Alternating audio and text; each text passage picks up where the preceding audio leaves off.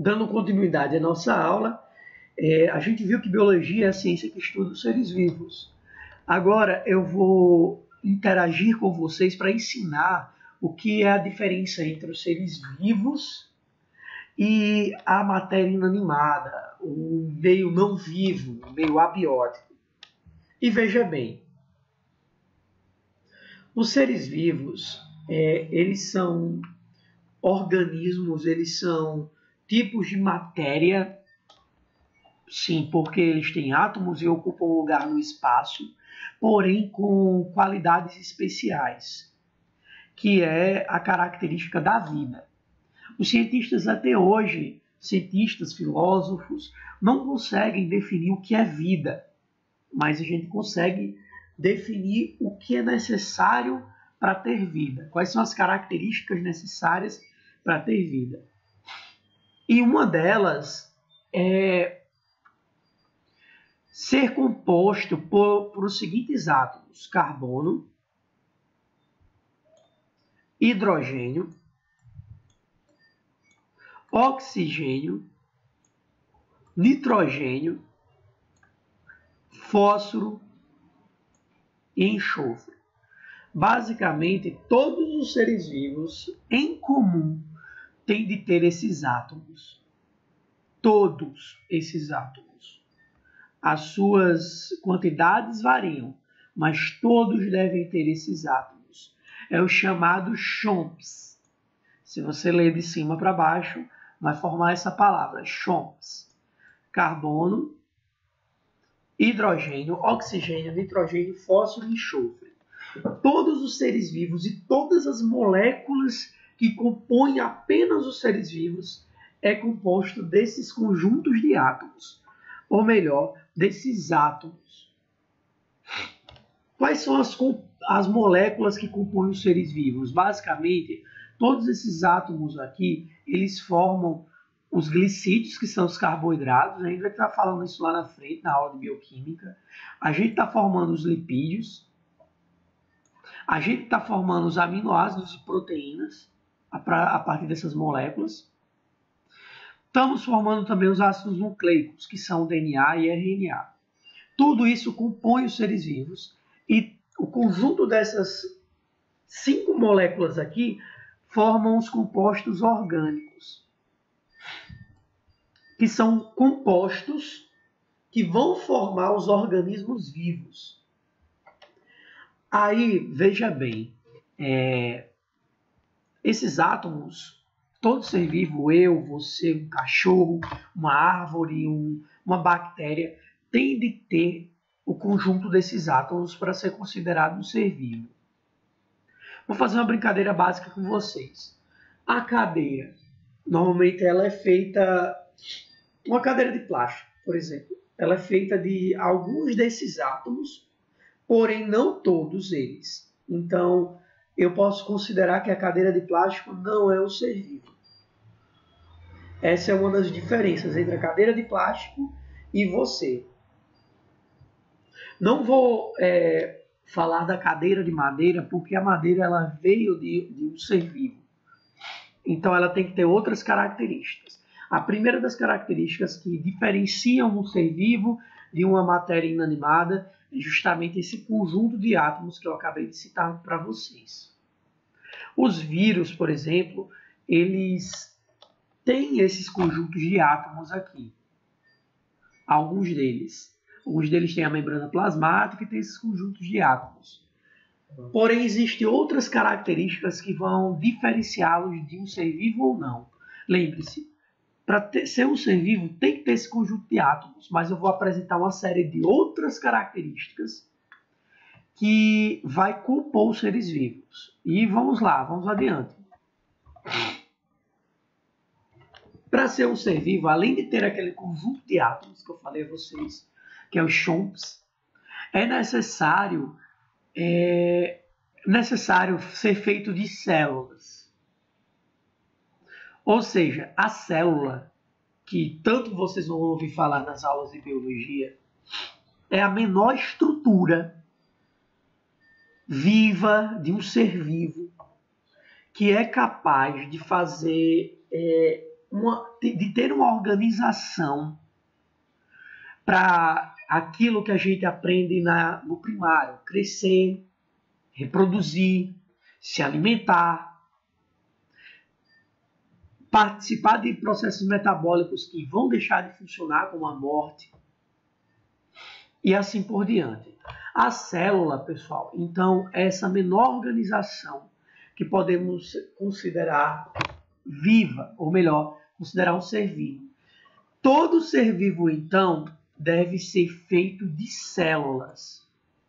Isso é uma máxima. Além desses compostos, daqueles compostos que eu falei a vocês, todo ser vivo ele deve ser feito de célula. E células, pessoal, existem dois tipos. Existem células que elas têm um núcleo no meio delas, onde vai guardar o DNA e o RNA dentro desse núcleo. Vai guardar aqui o DNA dentro desse núcleo. O DNA e o RNA dentro desse núcleo. E vão ter células que elas não vão ter um núcleo. O DNA e o RNA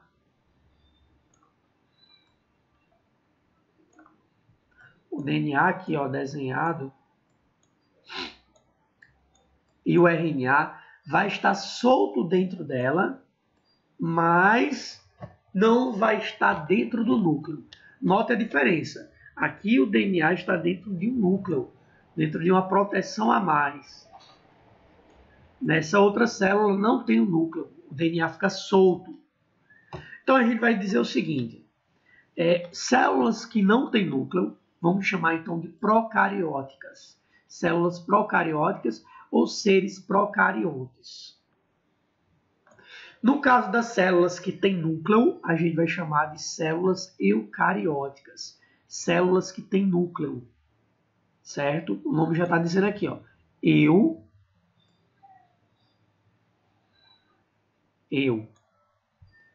Cariótico significa núcleo.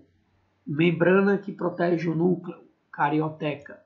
Então, eu tenho núcleo, certo? Células eucarióticas são células que têm núcleo. Já as procarióticas são células que não têm núcleo. E aqui a gente tem um desenho para você ver. Nas células eucarióticas, a gente vai ter aqui, ó, ela representada redondinha, mas existem vários formatos. E dentro dela vai ter um núcleo. Essa bola aqui no meio. Dentro desse núcleo a gente vai ter o DNA aqui dentro. A gente vai ter o DNA. Na frente a gente vai estudar um pouquinho mais sobre isso. E já dos procariontes, eles não vão ter núcleo. Aqui é o DNA deles, ó, representado em azul. Eles não vão ter núcleo. E o DNA ele vai ficar solto, numa estrutura, dentro delas, numa estrutura que a gente chama de citoplasma. Tá? Então, a primeira coisa que eu quero que vocês percebam aqui é que ser vivo, todo ser vivo é feito de célula. Todo. Sendo que tem dois tipos de célula.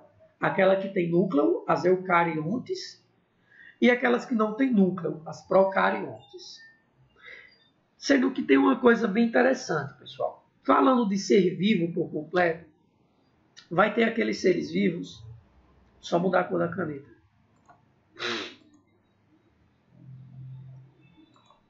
Vai ter aqueles seres vivos que são feitos de uma única célula. Bactérias, protozoários, algumas algas. Eles são feitos de uma única célula. São chamados seres unicelulares. Feitos de uma única célula. Já vão ter seres vivos. Que são feitos de mais de uma célula.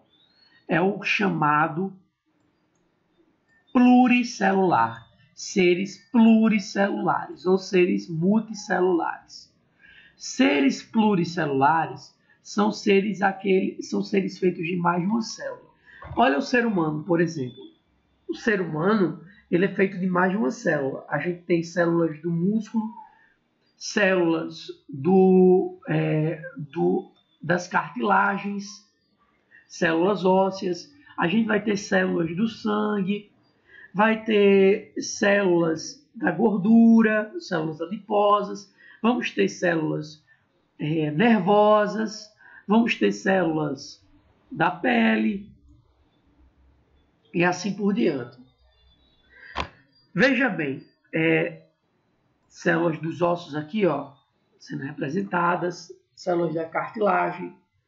Então veja bem, como nós temos várias células, nós somos seres pluricelulares.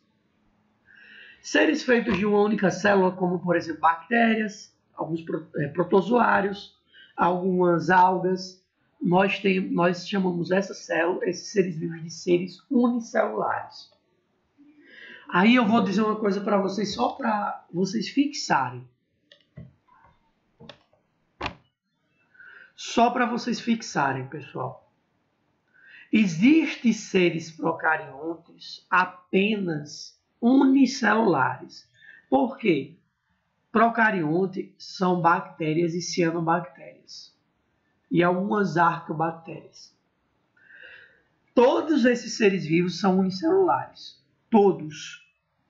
Já os eucariontes, aqueles que têm núcleo, todos eles podem ser tanto pluricelulares quanto unicelulares. Veja o exemplo aqui dessa ameba, que é um protozoário. Essa ameba aqui, ela tem vários núcleos dentro dela. Olha só quantos núcleos ela tem. A gente pode identificar aqui, ó. Como tem núcleo, é um ser eucarionte. Só que é um ser eucarionte unicelular, feito de uma única célula. Já o ser humano, células dele tem núcleo, olha eles aqui, ó. Essas bolinhas aqui representam os núcleos das células dos músculos. Já o ser humano é um ser feito de várias células e também é eucarionte. O que eu quero dizer com toda essa conversa? Seres procariontes só são unicelulares e seres eucariontes são tanto unicelulares quanto pluricelulares. É o que eu quero dizer. Então, todo ser vivo é feito de carbono, hidrogênio, oxigênio, nitrogênio, fósforo e enxofre. E todo ser vivo também tem que ser feito de célula. O vírus, por exemplo, não é considerado um ser vivo porque ele não é feito de célula. Basicamente isso. Quando alguém disser, eu ouvi dizer que o vírus é um ser vivo. Não, o vírus não é um ser vivo. O vírus é uma partícula biológica feita de compostos orgânicos. Contudo, ele não pode ser considerado um ser vivo porque ele não é feito de células.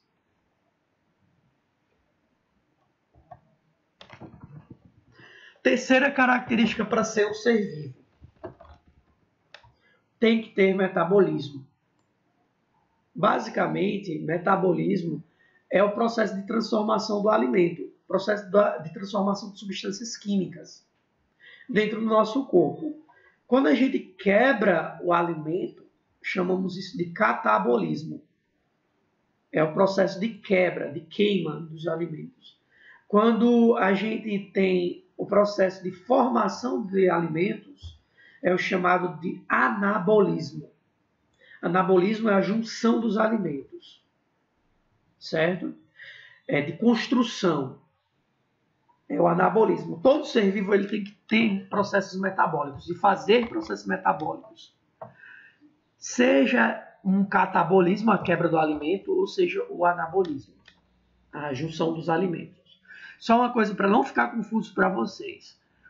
Metabolismo é o processo de transformação química dos alimentos, e que é dividido em catabolismo, que é a quebra, e é dividido também em anabolismo, que é a construção. E aqui a gente tem uns exemplos para vocês. Quando você está se alimentando e esse alimento ele forma o seu músculo, a gente chama isso de anabolismo. A gente está construindo, a partir dos seus alimentos, o seu músculo. Então, é um anabolismo, certo? Quando você está queimando os seus músculos, destruindo, certo, os seus músculos, quebrando os seus músculos, a gente está chamando isso de catabolismo, que é a quebra das substâncias químicas do seu corpo. A gente vai para esse desenho aqui. Vamos lá. A gente tem uma estrutura completa. Quebrou essa estrutura, é um processo chamado de catabolismo. É um processo metabólico chamado de catabolismo. Agora eu vou pegar essas bolinhas e vou juntar elas. Quando eu juntar essas bolinhas, aqui, ó, imaginando que essas bolinhas é o alimento para formar o seu corpo, eu estou juntando elas, é um processo chamado de anabolismo. Certo? Então o metabolismo é dividido em catabolismo e anabolismo. Juntei essas bolinhas, é um processo chamado de anabolismo. Processo metabólico chamado de anabolismo. Veio para cá, ó. Tá bom? Quebrou essas bolinhas, catabolismo. Além de todo ser vivo, para ser considerado um ser vivo, ser composto de células, ter aqueles átomos químicos e ser capaz de metabolizar substâncias, os seres vivos eles têm de ter a capacidade de reagir ao ambiente. É aquilo que a gente chama de reação e movimento. Como é que se reage ao ambiente? Através de reações e movimentos. Olha só, plantas, elas são consideradas paradas para vocês. Para a maioria do senso comum, é considerado um organismo que ele é parado. Porém, a planta reage ao ambiente. A raiz dela cresce em direção à água. As folhas dela, elas crescem em direção ao sol. Isso é uma reação ao ambiente. É um tipo de movimento que muitos de vocês nem percebem. Que eu vou tentar passar um vídeo. Não sei se está pegando. O vídeo não está pegando, mas o nome dessa planta aqui é a mimosa sensitiva. Quando você toca nela, ela tem uma reação que eu vou explicar lá na frente para vocês, mas ela libera gotículas de água e faz com que as folhas delas murchem, ou seja, elas reagem ao toque. Aqui a gente tem vários animais que, quando tem medo ou quando vão caçar, eles também reagem ao ambiente para conseguir pegar suas presas. Então a gente tem essa característica dos seres vivos, reagir ao ambiente. Até uma bactéria, quando vai atrás de um alimento ou vai tentar se reproduzir, está reagindo àquele ambiente. Então todos os seres vivos têm essa reação. Todos eles. É mais uma característica para considerar ser vivo. Todo ser vivo, através do seu metabolismo, ele cresce, chega a uma idade que ele é capaz de ser reprodutivamente ativo e assim ele vai se reproduzir. O que é uma reprodução? Então, o que é uma reprodução? A reprodução ela se constitui, como eu já falei a vocês, em passar o material genético de um ser vivo para o outro. De se multiplicar. O ser vivo ele está se multiplicando. Ele está reproduzindo seu material genético. Então, existem dois tipos de reprodução. A reprodução assexuada, que é a reprodução em que não há sexo, ou seja, o ser vivo ele é capaz de se reproduzir sem precisar de um outro parceiro. E existe também a reprodução sexuada, aquela que há necessidade de sexo, de um outro parceiro, da troca de gametas de indivíduos diferentes. Essa reprodução sexuada, ela tem uma vantagem com relação à reprodução assexuada. Na reprodução sexuada, a gente tem troca de material genético. Imagina só, quando para reproduzir você foi necessário metade do material genético da sua mãe e metade do material genético do seu pai. Ou seja, trouxe um indivíduo, que é você, com material genético diferente dos seus pais. Você tem um material genético que é metade do seu pai e metade da sua mãe. Esse conjunto deu material genético que é diferente do seu pai e é diferente do material genético da sua mãe. Porque o do seu pai tem metade do material genético do seu avô, e metade do material genético da sua avó. Isso é o material genético do seu pai. O material genético da sua mãe é metade da sua avó materna, e metade do seu avô materno. Já o seu é a junção desses 4. Ou melhor, a junção do seu pai e da sua mãe. É um material genético totalmente diferente. E esse material genético dá o que a gente chama de variabilidade genética. Prestem atenção nessa frase, é muito importante. Faz com que a gente tenha material genético diferente e resista variabilidade genética, e faz com que a gente resista a mudanças do ambiente. Já indivíduos que reproduzem-se a partir de reprodução assexuada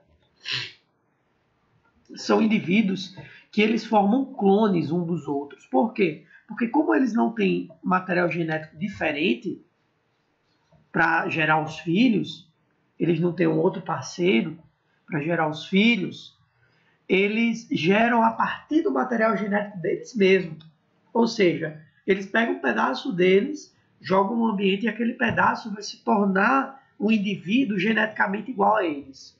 Vai gerar indivíduos geneticamente iguais. Não vai ter essa variabilidade genética que tanto a gente fala. Então, pessoal, é importante vocês entenderem que na reprodução sexuada, como há variabilidade genética, junção de material genético de indivíduos diferentes, para que isso aconteça, é necessária a junção do espermatozoide, no caso do ser humano, com o óvulo. Quando junta o espermatozoide com o óvulo feminino, a gente gera um zigoto, que é você. Primeira célula que vai originar aquele ser vivo. No caso, todos nós viemos de um zigoto. Eu não quis dizer que você era um zigoto, exatamente. O processo de junção do espermatozoide com o óvulo para a formação do zigoto é o que a gente chama, então, de fecundação. Fecundação é o processo de junção do espermatozoide e óvulo. O espermatozoide vai levar o material genético do pai, do macho, e o óvulo vai levar metade do material genético da fêmea, da mãe. E é interessante falar que existem vários tipos de fecundação. Tem seres vivos que os espermatozoides e os óvulos se encontram fora do corpo da mãe. Tem seres vivos que esse encontro do espermatozoide e do óvulo acontece fora do corpo da fêmea. É o que a gente chama de fecundação externa.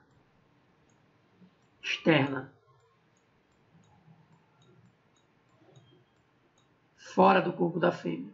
Já tem indivíduos que esse encontro do espermatozoide e óvulo ocorre dentro do corpo da fêmea. É o que a gente chama de fecundação interna. Então, primeira diferença de fecundação. Aí existe também, dentro da externa e interna, pode ocorrer aquela fecundação em que o espermatozoide de um indivíduo diferente se encontra com o óvulo de um indivíduo diferente. É o que a gente chama de fecundação cruzada.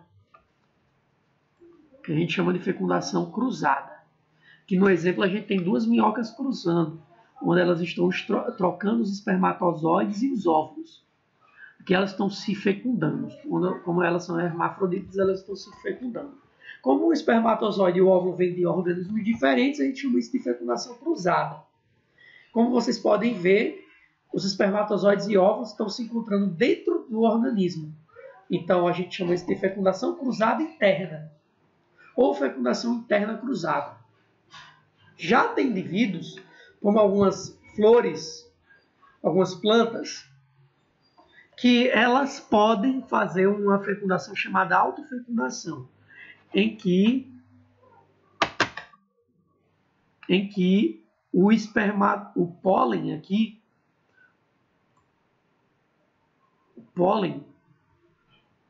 que vamos ter aqui um gameta masculino dentro dele, o gameta masculino ele vai se encontrar com o gameta feminino do mesmo indivíduo. Ou seja, vamos pegar uma analogia aqui das células de gameta humano, né? É como se o espermatozoide dela mesmo fecundasse o óvulo dela mesma. Nesse caso, nós temos o que a gente chama de autofecundação. Lembrando que nas plantas o termo de espermatozoide e óvulo são outros para o que eu quero dizer. É autofecundação. Auto significa si mesmo. É quando o indivíduo se fecunda, se autofecunda. Tá? Na autofecundação, claro que não vai gerar variabilidade genética. Se eu estou me fecundando, o meu filho vai ser do meu mesmo material genético. Não vai gerar variabilidade genética. Logo, a fecundação cruzada, ela sim gera variabilidade genética. No caso do ser humano, a gente tem fecundação cruzada. O espermatozoide é do indivíduo, o óvulo é de outro indivíduo. Então, isso é uma fecundação cruzada. E como essa fecundação ocorre dentro do corpo da fêmea, a gente chama isso de fecundação interna. Sexta característica para ser um ser vivo. No slide anterior, não, professor, mas os vírus eles não se reproduzem? Sim, os vírus se reproduzem. Boa pergunta aí que eu estou imaginando que vocês estejam fazendo. Por isso ele pode ser considerado um ser vivo? Não, porque não atinge as outras características. Para ser um ser vivo tem que ter todas essas características. Todas elas. Inclusive ser feito de célula. E os vírus não têm essa característica. Para ser um ser vivo, ele tem que ser suscetível a um mecanismo que a gente chama de hereditariedade.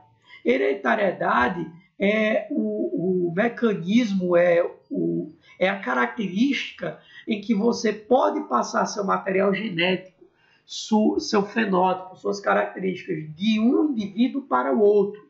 Isso é hereditariedade. Por exemplo, como é que você passa esse homem aqui, ó, como ele passou a cor da pele dele, ou o tamanho dele, ou qualquer outra característica para o seu filho? Ele passou através de material genético, que veio através da reprodução. Mas esse fator em que passa o material genético de um ser vivo para o outro, através da reprodução, é o que a gente chama de hereditariedade. É passagem das suas características de um ser vivo para o outro. Essas listras da zebra, por exemplo, eles se reproduzem e o material genético passa desse para esse, gerando características do pai para o filho, através da hereditariedade, que é a passagem desse material genético. Esses macaquinhos, por exemplo, eles só se parecem com os pais porque o material genético da mãe foi passado e o do pai também. Então ele vai ter características tanto do pai quanto da mãe. Eles usaram o da reprodução para passar essa característica deles, que é o que a gente chama de hereditariedade. Então a gente pode dizer que a hereditariedade depende da reprodução. E a molécula que transmite essas características, que dizem como nossa pele vai ser, como nosso olho vai ser, como qual a suscetibilidade de doença nós vamos ter, qual a fragilidade que nós vamos ter, a diferença do ambiente, qual o tamanho que a gente vai ter. A molécula que carrega essa característica é o DNA. A molécula que vai dizer se a gente vai ter 2 braços, 2 pernas, qual tipo de sangue, é o DNA. Essa molécula é a molécula mais importante para a vida, porque ela vai descrever nossas características básicas. Tem uma complexidade por trás disso tudo, que o ambiente vai interagir, mas isso lá na frente falaremos. O que é importante nessa aula é vocês entenderem que todo ser vivo deve ter hereditariedade, ou melhor, deve estar sujeito à hereditariedade. Os vírus, sim. Os vírus estão sujeitos a isso. Eles passam material genético na sua reprodução da célula... Desculpem, vai eu. O vírus não tem célula. Do vírus progenitor, do vírus parental para o vírus para a geração posterior do vírus. Isso ele é capaz de fazer, ele está sujeito a isso. Mas ele não é considerado ser vivo porque ele não tem metabolismo próprio e tudo mais, e ele não é feito de célula. Já falei aqui um pouco para vocês de variabilidade genética, né, que é o fato de você ter material genético diferente, certo? Um material genético variável conforme o ambiente. E todo ser vivo ele tem que estar sujeito à seleção natural. Seleção natural, pessoal, é até um pouco difícil de alguns compreenderem, mas vou tentar deixar um pouco mais fácil para vocês. Seleção natural, uma das palavras mais utilizadas na biologia, ela atua sobre os seres vivos, todos os seres vivos, selecionando aqueles que vão estar mais adaptados a viver em um ambiente. Em outras palavras, pessoal, a seleção natural nada mais é do que um mecanismo evolutivo que se baseia na sobrevivência e reprodução diferenciada de indivíduos, de seres vivos, de indivíduos numa população. O que eu quero dizer com isso? Algumas pessoas costumam dizer que a seleção natural ela busca adaptar, deixar o ambiente com os organismos mais bem adaptados. Seleção natural não é nenhuma inteligência que está além da nossa imaginação, não é algo que vai buscar você e caçar, ter uma marcação com você, não. É uma estrutura no ambiente, por exemplo, a temperatura, um inseticida que chegou, um vírus que está no meio do mundo. E esse vírus ele pode selecionar aqueles indivíduos que estejam mais aptos a sobreviver naquele ambiente com o vírus. E como se seleciona isso? Como a gente verifica isso na prática? Aqueles indivíduos que deixam mais filhos no mundo são aqueles indivíduos mais bem adaptados. Por quê? Olha só esse vídeo aqui. Olha só esse vídeo. Está explicando seleção natural. Era uma vez uma população de insetos que possuía uma variação na coloração de suas asas. Então tem insetos aqui, ó. A população vivia em um ambiente onde era mais vantajoso a asa verde. Por quê? Ó? A asa verde, ela camufla mais os bichinhos, não é? A gente está vendo aqui um ambiente.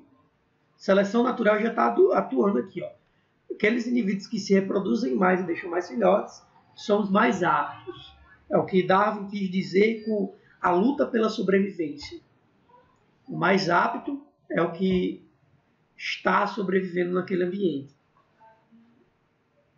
Então, dessa forma, esses insetos se camuflam contra predadores. Seleção natural, portanto, é todo o ambiente, o predador, a temperatura. Aí a ave somos insetos de coloração diferente, ó, seu ambiente. Um dia o clima muda. Olha a seleção natural atuando. Mais uma vez. Com a mudança do clima, as plantas morrem.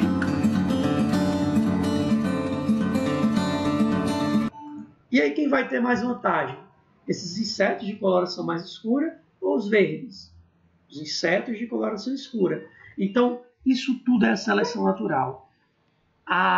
O que a gente pode dizer que a estrutura ambiental que deixa os organismos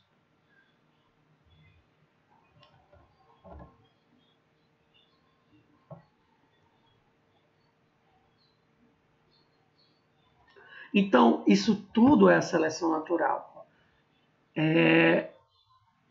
O mecanismo do ambiente, essas mudanças ambientais que estão selecionando os organismos para sobreviver nesse ambiente. E ele seleciona quem? Se você tiver uma boa variabilidade genética, um material genético diferente, por exemplo, aqui esses organismos aqui têm uma boa variabilidade genética. Eles têm uma coloração diferenciada uma das outras. Quando o ambiente mudou, olha quem vai se reproduzir mais. Vamos lá. Que antes era uma característica vantajosa, agora se tornou desvantagem, porque os insetos agora, mais escuros, eles vão se camuflar melhor.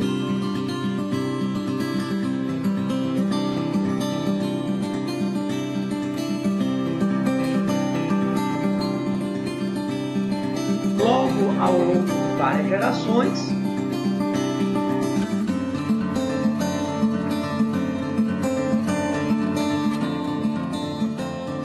olha só o que vai estar acontecendo, eles estão se reproduzindo. Só que os verdes continuam ser comidos e os marrons não.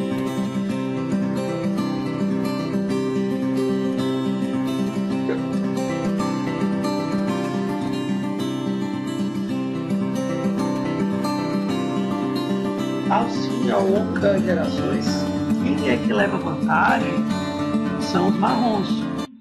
Olha só, pessoal. Então, bate com a minha primeira definição, que é a seleção natural, ela se traduz como a reprodução diferenciada dos organismos mais adaptados. Olha só, quem é que vai estar mais adaptado aqui? Quem se reproduziu mais. Então, isso é seleção natural. É o meio ambiente, as mudanças ambientais que vão se traduzir em reprodução diferenciada dos organismos. Tá bom? Isso é o que a gente chama de seleção natural. Seleção natural, alguns pensam, ele vai deixar o mais forte, o mais inteligente. Não. Ele vai deixar no mundo quem se reproduz mais. Isso é seleção natural. E para que a seleção natural atue, para que a espécie não seja extinta, é necessário que os organismos eles sejam diferentes um do outro, ou seja, tenha variabilidade genética. Já imaginou que se esses insetos fossem todos verdes, quando o ambiente mudava, o que aconteceu com ele? Todos iriam morrer e a espécie seria extinta. Por isso que é importante a reprodução sexuada, é importante essa variabilidade genética, para gerar indivíduos de coloração diferente.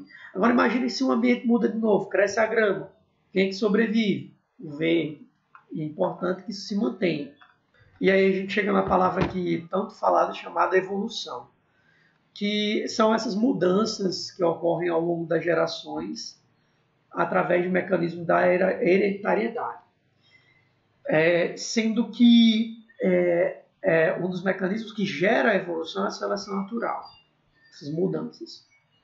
Todos os seres vivos, até então, têm que estar sujeitos a essas 7 características para serem chamados de seres vivos. Aí eu pergunto a vocês, o vírus, ele está sujeito à evolução? Tá. A gente está vendo aí surgindo, por exemplo, no coronavírus, cepas diferentes de vírus diferentes. O B1, por exemplo, que é o vírus, a cepa que surgiu aqui em Manaus, no Brasil. Temos também o vírus, a cepa diferente que surgiu na Inglaterra. O vírus ele está sujeito à evolução, à seleção natural. Porém, ele não tem todas as características que a gente citou aqui, que eu já estou frisando. E vamos para a fase final da nossa aula. Como é que a gente organiza esses seres vivos? Quais são os níveis de classificação biológica? Os biólogos eles podem estudar todas essas classificações. Por exemplo, o que é um átomo? Um átomo, aquela lá é classificação química, né? Um átomo é tudo aquilo que tem matéria. Então, o que seria o átomo? O átomo é a menor partícula de uma matéria. Os biólogos estudam o átomo. O átomo interagindo com o ser vivo, é claro, ou fazendo parte do ser vivo. Os biólogos estudam isso. Os biólogos estudam as moléculas que compõem a vida. O que é uma molécula? Um conjunto de átomos. Os biólogos, então, estudam as organelas, que são as partes das células. Os conjuntos de átomos, até então, formam as organelas. E o conjunto de organelas pode formar uma célula. Então, a gente tem as características aqui. O conjunto de células vai formar os tecidos do corpo. Aqui a gente já vê uma organização pluricelular. Os conjuntos de tecidos que atuam em mesma harmonia, com a mesma função, vai formar os órgãos. Por exemplo, o osso é um órgão. E o que é um órgão? É um conjunto de tecidos. O conjunto de órgãos com mesma função vai formar um sistema. O sistema, então, o sistema ósseo, é o conjunto de órgãos, de ossos diferentes, porém com a mesma função, sustentar o corpo, produzir células sanguíneas e assim por diante. E a gente tem um sistema. A partir de tecido, a gente tem organismos pluricelulares. O conjunto de sistemas vai formar o que a gente chama de organismo pluricelular. Existem organismos que são feitos de uma única célula. O organismo pluricelular é feito de um conjunto de sistemas. Por exemplo, nós, seres humanos, somos feitos de sistema ósseo, sistema sanguíneo ou cardiovascular, sistema nervoso, sistema muscular. Então, o conjunto de órgãos diferentes, o conjunto de sistemas, formam um organismo pluricelular. Aí vamos continuar. Aqui tem um gatinho, certo? Na natureza, ele convive com vários gatinhos. Então, é o que a gente chama de população. População, portanto, é um conjunto de seres vivos de mesma espécie, certo? Que vivem no mesmo local, na mesma área geográfica. Existe a população natalense, que é um conjunto de seres humanos, seres vivos da mesma espécie, que vivem na mesma área geográfica, que é Natal. Existe a população de seres humanos paulistas. Então, para ser da mesma população, tem que ser da mesma espécie, tem que viver no mesmo local. Senão são populações diferentes. Tem a população de micos-leões dourados, que vive na Mata Atlântica do Rio de Janeiro, e tem a população de micos-leões dourados, que vive na Mata Atlântica, não sei, lá de Minas Gerais. Então a gente tem aí duas populações diferentes. São compostas da mesma espécie, são, mas por habitarem ambientes diferentes, formam duas populações diferentes. O conjunto de organismos, de populações diferentes, de espécies diferentes, que vivem no mesmo local, é o que a gente chama de comunidade. Portanto, comunidade, pessoal, é o conjunto de populações diferentes numa mesma região, numa mesma área geográfica. Vou dar um exemplo para vocês. Esses gatos aqui, ou parece um lobo, a imagem está muito ruim. Esses lobos aqui, é um lobo, na verdade não é um gato, é um lobo. Esse lobo aqui, ele convive com vários lobos da mesma espécie, na mesma área, mas convive com várias plantas da mesma espécie, várias populações de plantas da mesma espécie na mesma área, e convive com vários tipos de bactérias da mesma espécie naquela área, que vive também com vários tipos de pássaros, várias populações juntas de espécies diferentes, é o que a gente chama de comunidade, porém tem que habitar o mesmo local. Quando essa comunidade, esses seres vivos de um local, estão interagindo com a matéria não viva do mesmo local, como temperatura, como umidade, como pH. Quando há essa interação e há a troca, por exemplo, de matéria entre o meio vivo e o meio não vivo, por exemplo, aqui ele está liberando CO2, esses lobos, e está usando oxigênio. Esses átomos não são vivos, certo? Mas estão fazendo parte da composição. E está havendo a troca dessa matéria aqui, gás carbônico e oxigênio, dentro de um ambiente que não haja vida também, o meio abiótico, e haja essa troca de uma dependência, a gente chama isso de ecossistema. Ecossistema, portanto, é um local onde haja trocas de matérias e energia entre os seres vivos, a comunidade, e o meio abiótico, o meio não vivo. Isso é um ecossistema. Aqui na minha casa, por exemplo, tem um ecossistema.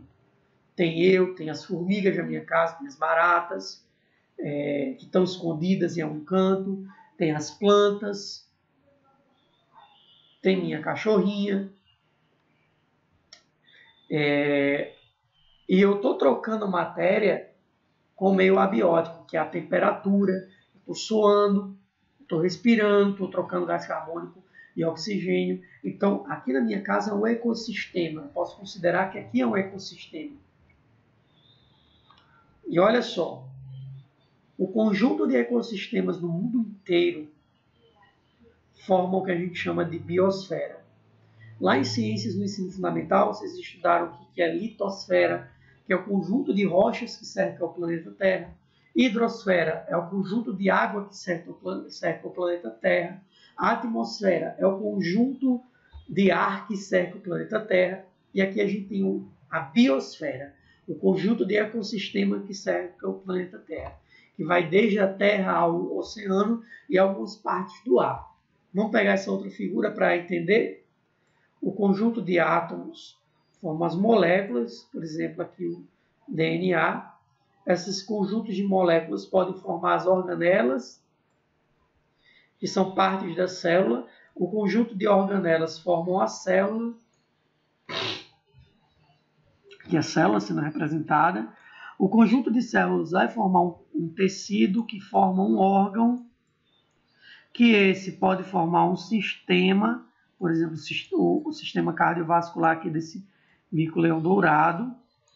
O conjunto de sistemas forma um organismo pluricelular, que é o caso desse mico-leão dourado. O conjunto de organismos da mesma espécie que vivem no mesmo local formam a população. Aqui a gente tem uma população de micos-leões dourados. O conjunto de populações diferentes, que aqui a gente já pega o todo, ó. A árvore também engloba. Conjunto de populações diferentes. A gente forma uma comunidade que vive no mesmo local, é claro.